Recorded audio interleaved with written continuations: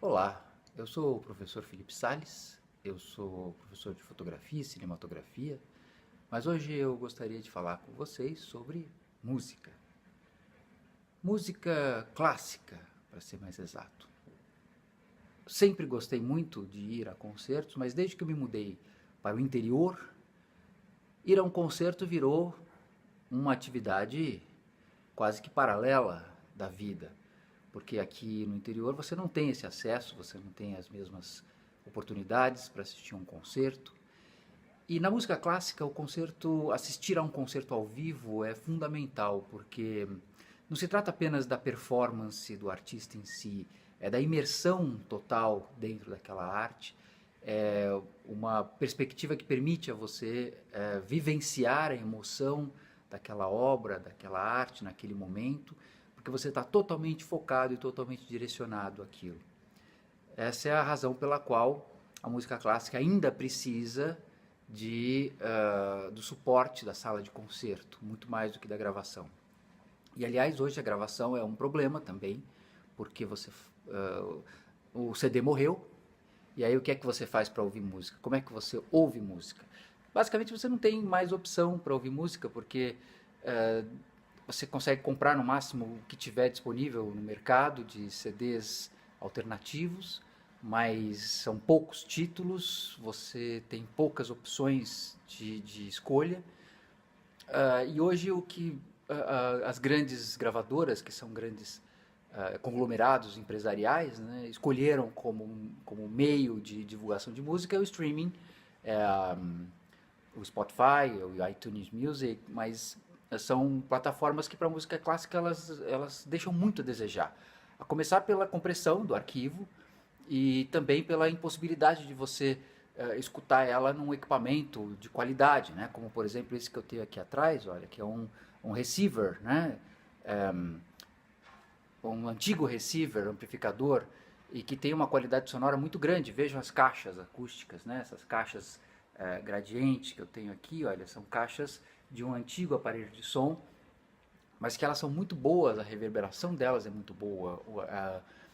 E por conta disso, a experiência que eu tenho em ouvir música em casa é uma experiência também importante e que, claro, não substitui em nenhum aspecto a sala de concerto, mas ela permite a você revivenciar emoções ou pelo menos conhecer mais profundamente uma obra, analisar melhor uma obra, porque permite a você ouvi-la em condições adequadas.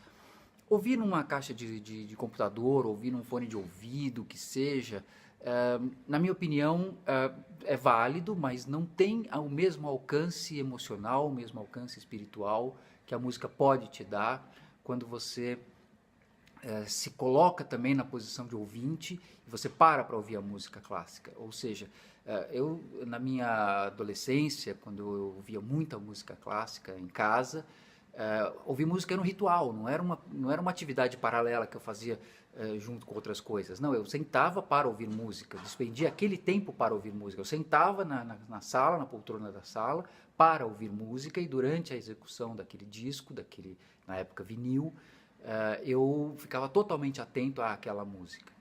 E isso, claro, me trazia toda essa, não como uma sala de concerto, mas me trazia toda a emoção da reprodução daquela música de um estado que permitia você sensivelmente se envolver com aquela música e, portanto, ter uma apreciação muito mais ampla do que hoje você tem quando você ouve, por exemplo, numa caixa de computador, num foninho de computador, num dispositivo móvel, até mesmo dentro do carro. Quer dizer, você está com aquilo junto com outras atividades. Então, não é a mesma coisa. Então, como fazer para ouvir música e ter essa mesma experiência? Né? Na época que eu era adolescente, meu pai tinha muitos discos e eu ouvia muitos discos. Aqui eu tenho uma coleção inteira deles aqui, olha. Esse aqui era um disco que eu gostava muito, né? Uma coleção, um álbum, né? Com os 5 concertos para piano de Beethoven, com o Alex Weissenberg ao piano. Era um disco que eu gostava muito. como ouvir isso aqui hoje nas mesmas condições, ou seja, nessa imersão, né? Colocar uma cadeira, uma poltrona, alguma coisa assim, que me permita ouvir numa qualidade adequada.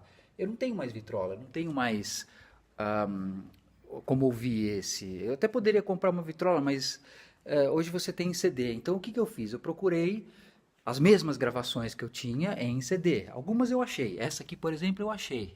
Ela tá aqui.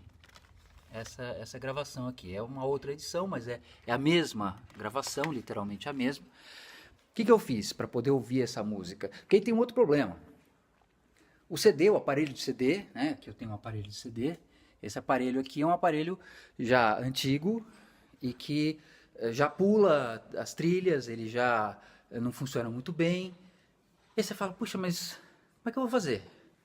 Eu ponho o disco aí, ele não toca direito. Às vezes ele toca, às vezes ele pula a trilha, às vezes ele dá alguns problemas. E aí você tem que ficar fazendo manutenção num equipamento antigo, num equipamento considerado, né, antigo, digital. E como é que você faz para ouvir então, né? Nesses aparelhinhos 3 em 1, esses aparelhinhos pequenos aqui, ó, como esse aqui, por exemplo, ele também não é um aparelho muito bom, ele tem uma sonoridade interessante, mas é para festa, é para entretenimento. Ele não serve para você ter essa experiência. Então, como é que eu faço? Eu vou compartilhar aqui com vocês essa experiência, como é que eu faço para poder ouvir essa música e ter essa mesma experiência sensorial, sensível com a música clássica. É assim, eu pego o disco, aquele disco lá, né, por exemplo, que eu comprei pelo Mercado Livre mesmo, tá? Eu comprei pelo Mercado Livre o disco. Eu venho aqui no meu computador. Esse aqui é o meu computador, né? O que eu faço com ele? Eu abro ele aqui, olha, eu coloco o disco e eu abro um programinha muito simples e muito conhecido, né? Chamado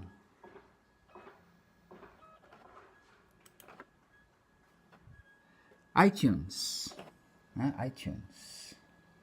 O iTunes, ele é um programa que eu gosto bastante porque ele permite a você ter o acervo de todas as suas músicas e tal, né? Tudo que você tem de gravação ele tem aqui, ele mantém a capinha, é muito interessante. O que eu faço? Eu coloco o disco no meu computador e ele aparece aqui, o disco, né?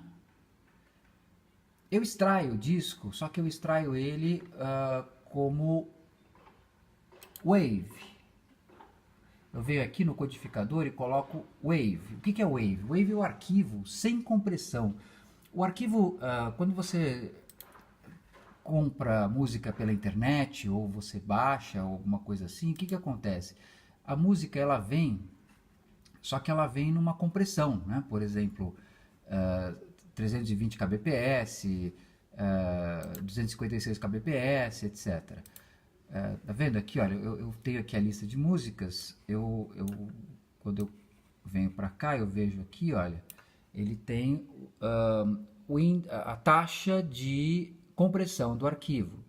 320 é a melhor taxa de compressão que eu posso ter no MP3, que é um arquivo comprimido, né, de música. Ele pega a frequência e ele achata essa frequência, ele tira uma série de frequências que você não consegue ouvir normalmente, até porque os aparelhos eles são meio ruins, não reproduzem totalmente essas frequências, então para você não faz muita diferença. Ele pega a taxa e achata isso, né? O que você faz? Então, a maioria dos discos que eu tenho em MP3, como são discos que eu tenho, eu sempre coloco eles na compressão máxima, que é 320 kbps. Mas aqui é para ouvir no carro, para ouvir no fone de ouvido, não é uma experiência tão rica, tão vasta. Quando eu quero fazer essa experiência tão vasta, eu gravo ele em Wave. O que é gravar em Wave? Gravar em Wave é pegar isso aqui, por exemplo, né? Eu vou clicar só nessa aqui para vocês verem que eu já tenho ela ripada, e vou importar esse CD aqui como codificador Wave. Vou pegar só essa primeira faixa aqui, ó. Ele vai ripar para mim né? Ele vai importar para mim essa obra do Concerto Imperador de Beethoven. Pronto, ele já ripou, né? Eu só pedi para ripar o primeiro movimento, porque os outros eu já tenho. Na verdade, é só para mostrar para vocês como é que fica, né? Aí, se eu for aqui, por exemplo, procurar essa obra aqui, onde é que vai estar? Aqui, ó. Concerto para piano número 5, Imperador, o primeiro movimento Allegro. Só para vocês terem uma ideia, ó. Em MP3 é 320 kbps, em Wave é 1411 kbps, kbytes por segundo, né? Ou seja, você tem uma taxa de transferência de informação muito maior. É o próprio CD, né? O próprio CD tem 1411 kbps, então você praticamente não perde informação. Na verdade, você não perde informação nenhuma. Existe uma outra forma de você ripar, que é o chamado M4A, que é o Apple Lossless. Eu não confio muito nesse. Eles dizem que é lossless também, sem perda de qualidade, mas eu não confio muito bem, não. Mas esse aqui dá para ver nitidamente a diferença entre um arquivo e outro, né? Ou seja, esse aqui é como se eu estivesse ouvindo o próprio CD. E esse aqui é como se eu estivesse, claro, ouvindo o ripado, né, o comprimido, é como se eu tivesse gravado isso numa fita cassete mais piorzinha, né? E aqui eu estou ouvindo a gravação original. Bom, aí o que eu faço? Eu posso ejetar o disco, inclusive, né? Não preciso ficar com o disco aqui. Mas aí o que eu faço? Eu pego, né? Eu pego o disco aqui, ó. E esse arquivo, eu pego um HD feito para isso, e é um HD que eu gravo todos os arquivos em Wave aqui. É bom ter um backup, tá? E aí o que eu faço? Eu pego esse arquivo e eu coloco nesse computador. Esse computador aqui, olha, é um PC muito antigo, é um Windows XP, é um computador que tem 12 anos de uso. Ele praticamente não serve para mais nada, mas ele é muito bom para, por exemplo, tocar música, porque ele tem o iTunes. Então o que eu faço? Eu plugo aqui, né, esse HD. Nesse HD aqui, então, ele, uma vez reconhecendo esse HD aqui, ele vai dizer aqui o que tem de as músicas todas, mas eu falo assim, não, mas eu não quero nada. Eu só quero abrir ele no iTunes. Aí o que eu faço? Eu abro o iTunes que está aqui. A diferença? A diferença é que ele vai tocar um arquivo com 1411 kbps. Mas você fala, mas e aí? Ele vai tocar no computador, quer dizer, eu vou ouvir no fone de ouvido do mesmo jeito? Não, veja só. O segredo está nesta caixinha aqui, que é um conversor de áudio analógico digital. O que faz essa caixinha? Ele é uma caixinha USB, tá? Ela entra USB aqui. O USB vem para cá e daqui ele converte o sinal de 1411 kbps digital, ele converte, é uma plaquinha de som, ele converte em analógico, sinal analógico. E aí ele sai RCA aqui. Aí você conecta, tem entrada e tem saída, né? Tem input e output. Você pega o output dele, a saída dele, né? E você joga, por exemplo, no receiver, na entrada auxiliar do receiver. E aí ele vai receber a informação elétrica, analógica, como se fosse uma vitrola, como se fosse um tape deck, como se fosse qualquer coisa. Pois bem, o que eu faço? Eu venho aqui, eu seleciono a música, ou no caso o Concerto Imperador, e dou o meu play. Olha só.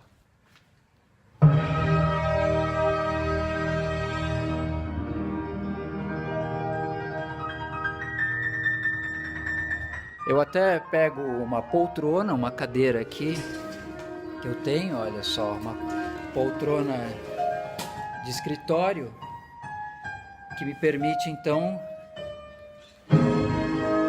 sentar e apreciar a música. É outra experiência. Então fica aqui essa dica para vocês verem como eu faço para escutar música com qualidade hoje. obrigado.